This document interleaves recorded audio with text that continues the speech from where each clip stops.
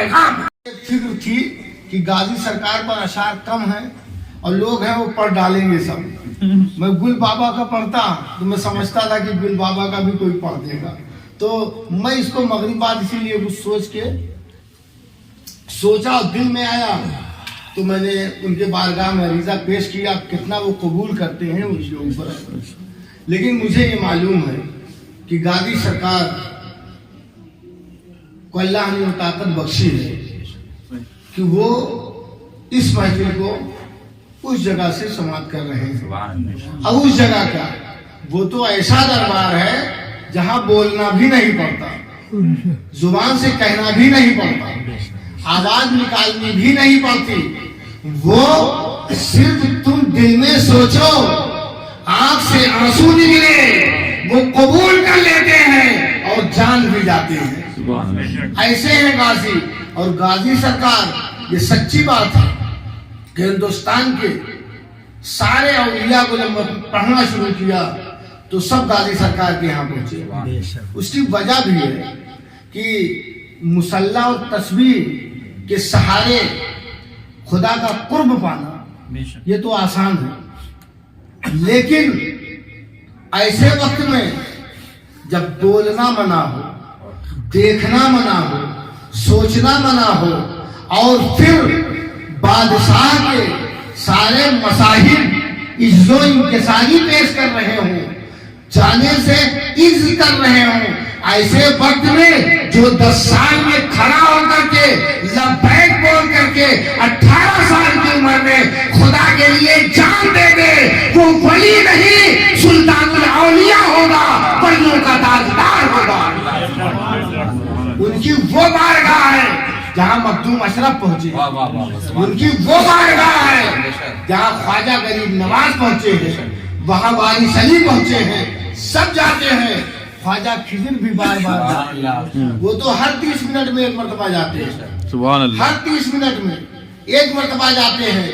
इसलिए गुजारिश है कि गाजी सरकार को बहुत पढ़ने की जरूरत नहीं, उनको मानने की जरूरत है, उनसे मोहब्बत की जरूरत है, उनकी सीरत पर अमल की जरूरत है। वो जहां अच्छे जंगजू थे वही एक अच्छे कारिए कुरान भी थे, एक अच्छे इल्म दोस्त भी थे। मैंने पढ़ा है वो बराबर कुरान की तिलावत करते थे। और जहां वो जंगजू थे वही हिकमत अमली से भी काम लेते थे। हिकमत इंसान के लिए लाजमी है।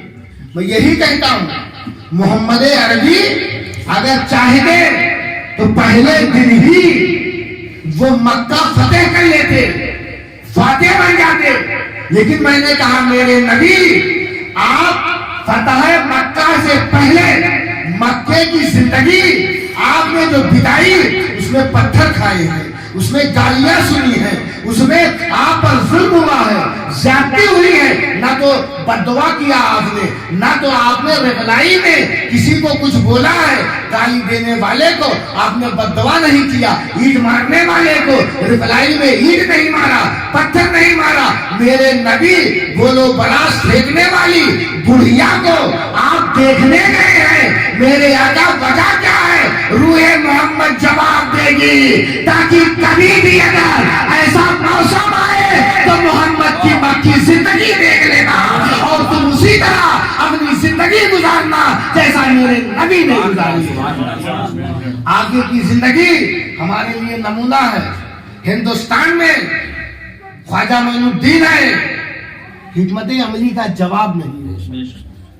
इसलिए मैं ये कहना चाहता हूं कि ख्वाजा गरीब नवाज वो उस बुनियाद पर इमारत खड़ी किए हैं जिस बुनियाद को गाजी सरकार ने रखी थी।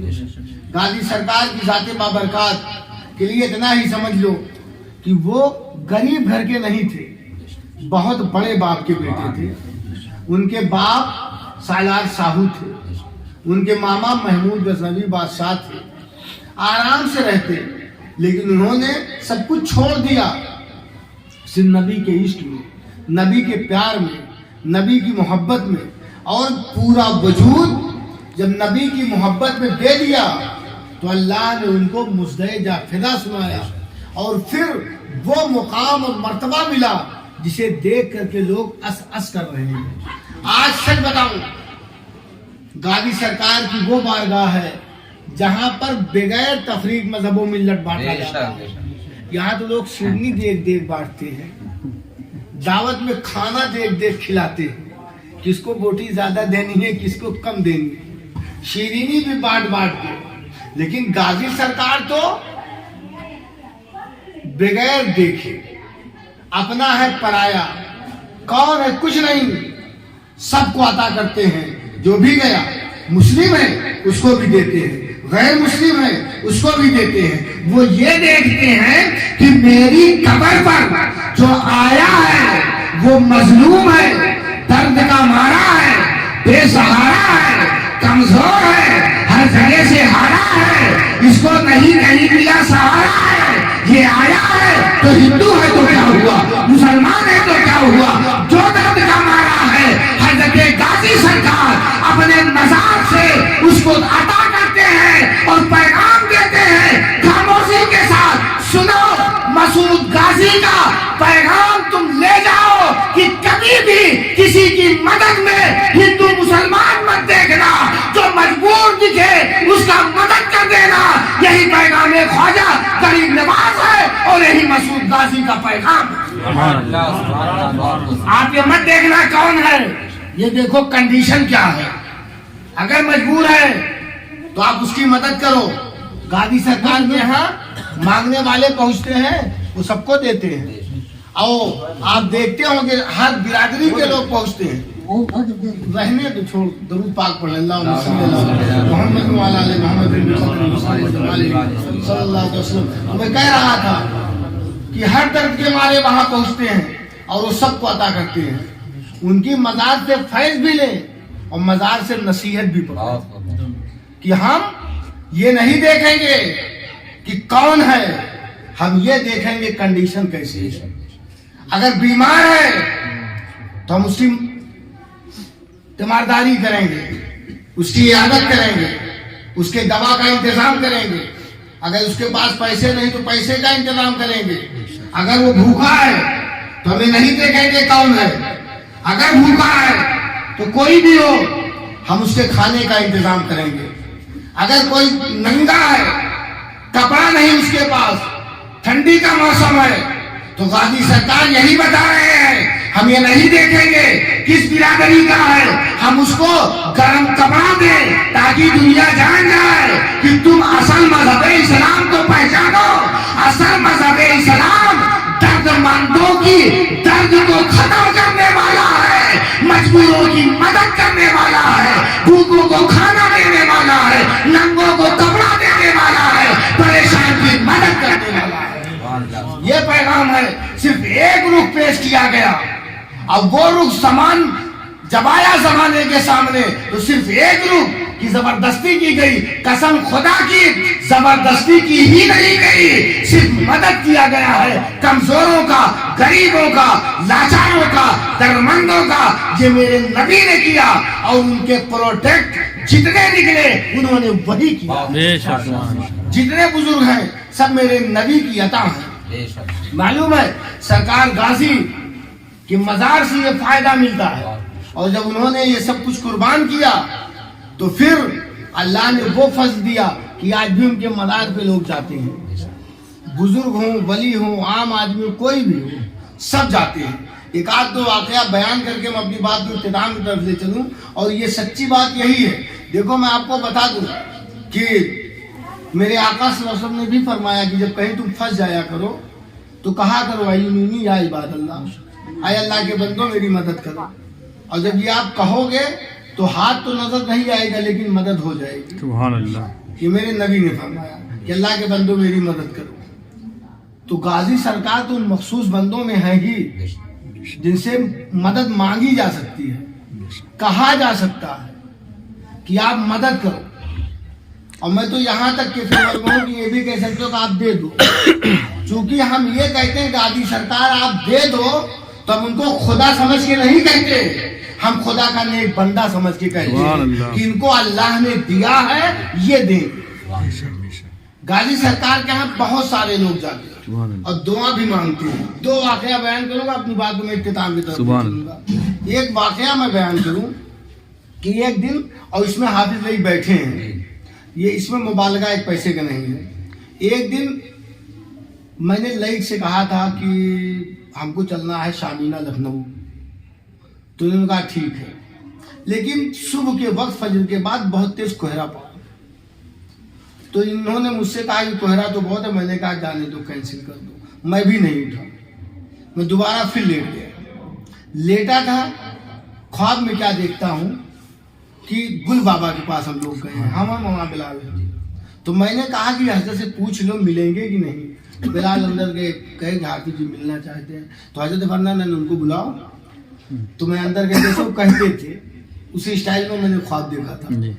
جب میں اندر گیا تو میں نے کہا حضرت وہ شامینہ کے یہاں جانے والا تھا میں, لیکن ٹھنڈا کتنی ہے جا ہی نہیں پایا, خواب ہے.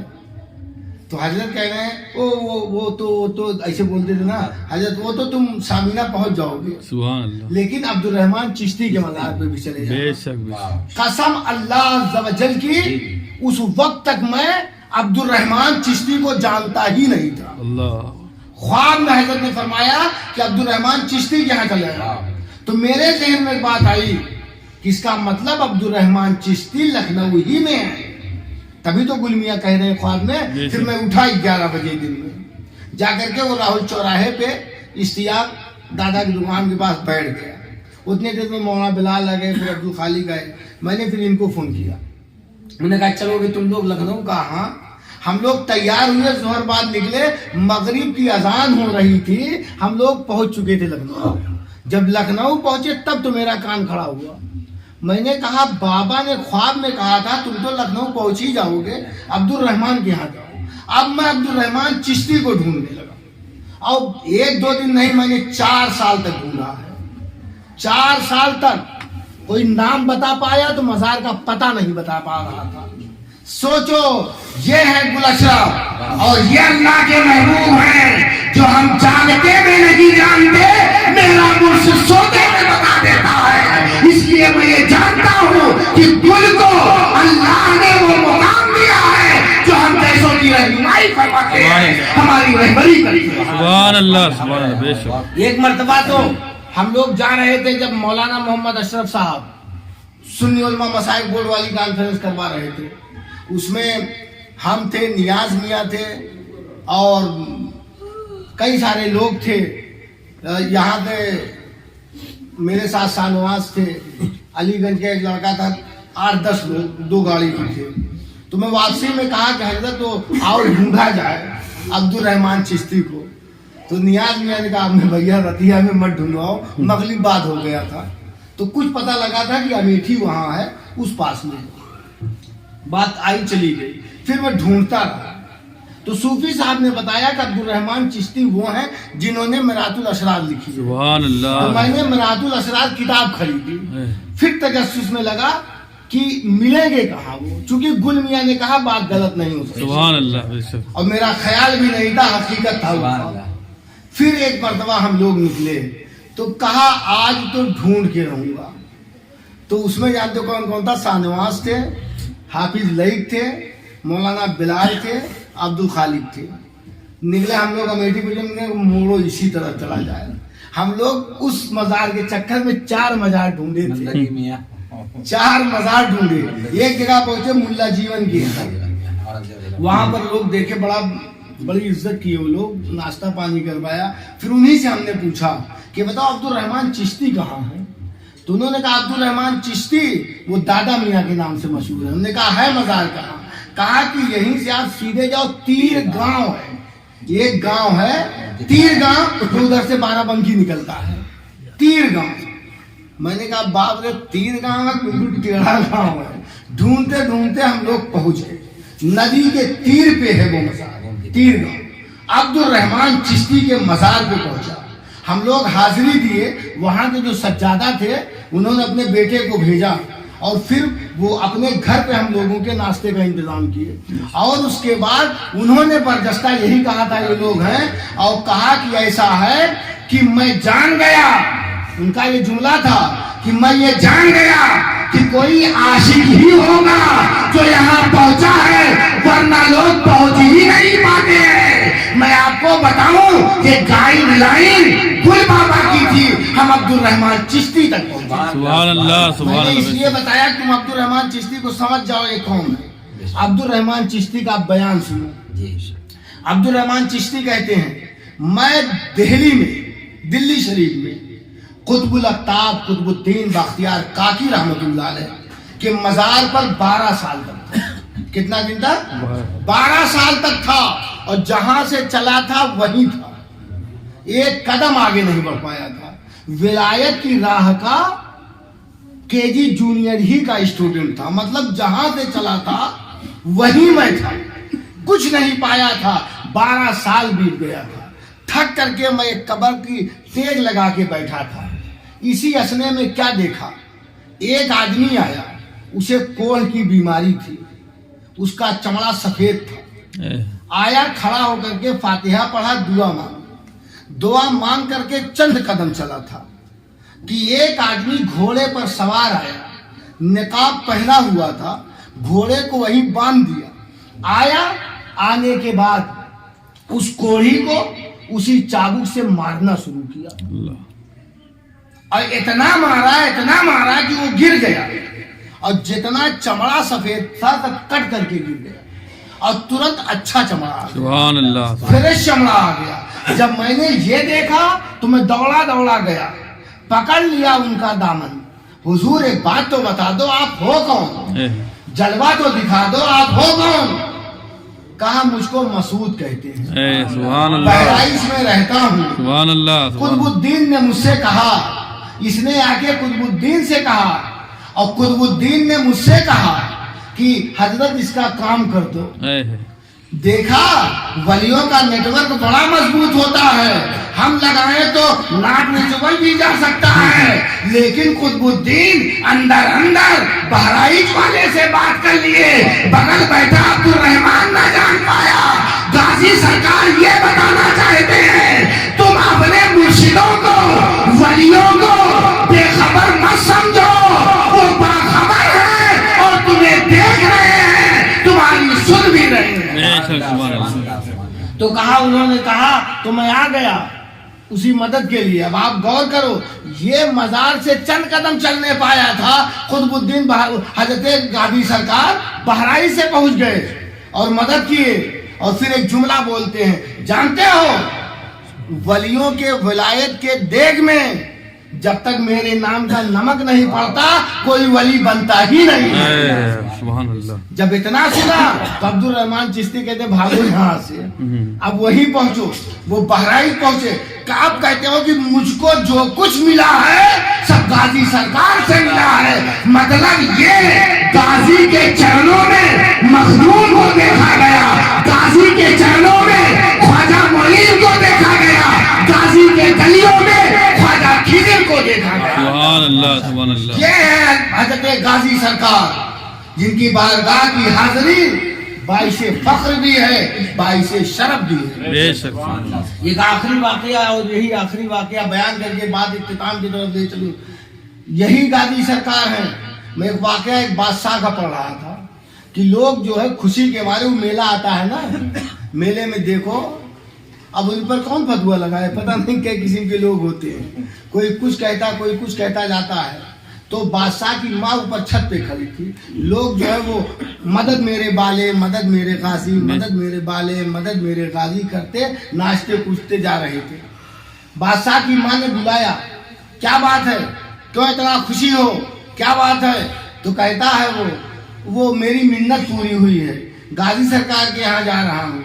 तो कहा, अच्छा, उनके वसीले से दुआ कबूल होती है? कहा, हाँ। बादशाह की माँ खड़े खड़े दुआ मांगती है, अल्लाह मेरा बेटा फला किले का मुहासरा किया है, अगर किला फतेह हो गया तो अपने बेटे को गाजी सरकार के वहां भेजूंगी। वो चले गए लोग, इधर इन्होंने मिन्नत भी मान ली, उधर बादशाह जीत के आ गया। माँ के पास आया, अम्मा खुश हो जाओ, किले का फातेह हो गया तेरा बेटा। कहा, बेटा यहाँ मत रुको, तुम जाओ बहराइच, क्योंकि बहराइच वाले से मैंने मांगा था کہ قلعہ فتح ہو جائے. جب بادشاہ وہاں پہنچا تو پہنچنے کے بعد دیکھو چالاک لوگوں کا یہی کام ہوتا ہے. بادشاہ لوگ بڑے عقل مند ہوتے ہیں. وہ اکیلے نہیں, وہ سفارشی لے کے. اس وقت میر ماں شاہ حیات میں تھے, ان کی مزار ہے وہاں. میر ماں شاہ بابا کے یہاں گیا, حضرت گادی سرکار کے وہاں حاضری دینا چاہتا ہوں. تو کہا بھائی ایسا ہے, میں تو حاضری دے چکا ہوں, جاؤ آپ دے آؤ. کہا نہیں حضور آپ میرے ساتھ چلو. گئے, جو لوگ بہرائچ گئے, بہت سارے لوگ گئے. بہرائچ جو گئے وہ جانتے ہیں اندر جب آپ انٹری ماریے تو بہت پتلی سی گلی ہے, اور پھر یوں ٹرن وہ بھی پتلی ہے. مزار میں اندر جو جگہ ہے وہ بھی بہت کم ہے. ہمیں لگتا ہے 6-7-8 آدمی ہل جائیں تو فل ہو جاتا ہے. جب یہ لوگ گئے تو دروازے پہ کھڑے ہو گئے. بادشاہ نے کہا حضور ان کی کوئی کرامت بیان کرو. میر ماں سے کہا. تو حضرت میر ماں صاحب نے کہا کرامت کیا بیان کروں؟ سب سے بڑی کرامت تو یہی ہے کہ تمہارے جیسا بادشاہ میرے جیسا ولی ہاتھ باندھے کھڑا. سبحان اللہ. یہی سب سے بڑی کرامت ہے, تمہارے جیسا بادشاہ اور میرے جیسا ولی ہاتھ باندھے کھڑا ہے. پھر اندر پہنچا, حاضری دیا, آ کے بیٹھ گیا. کہا حضرت کوئی اور واقعہ بیان کرو. کہا ایک دن میں خواب دیکھا.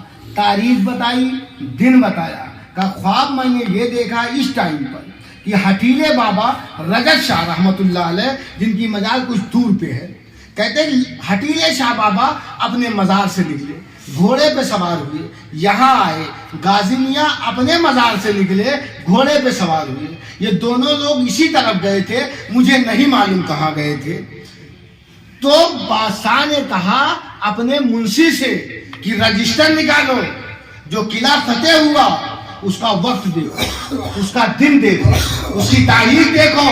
جب رجسٹر کھولا گیا, تاریخ دیکھی گئی, دن دیکھا گیا, وقت دیکھا گیا, تو سیم وہی تاریخ, سیم وہی وقت, سیم وہی دن جب پایا تو بادشاہ نے کہا گجٹیرین میں گجٹ کر دو کہ یہ قلعہ بادشاہ اور اس کے سپاہی نہیں, حضرت غازی اور ہٹیلے بابا نے فتح کیا ہے. انتقال کے بعد بھی جو مدد کو پہنچتا ہے اس کا نام مسعود غازی ہے. ایک بادشاہ پر منحصر نہیں, جو بھی دل سے پکارتا ہے اللہ کا یہ ولی اس کی مدد کے لیے تشریف لاتے ہیں. سبحان اللہ. سبحان اللہ. یہ انہی کے ساتھ ہو جاؤ. اللہ نے فرمایا سچوں کے ساتھ ہو جاؤ, اور ان کے ساتھ ہو جاتے ہو تو دنیا بھی سرخرو ہوگی, آخرت بھی سرخرو ہوگی.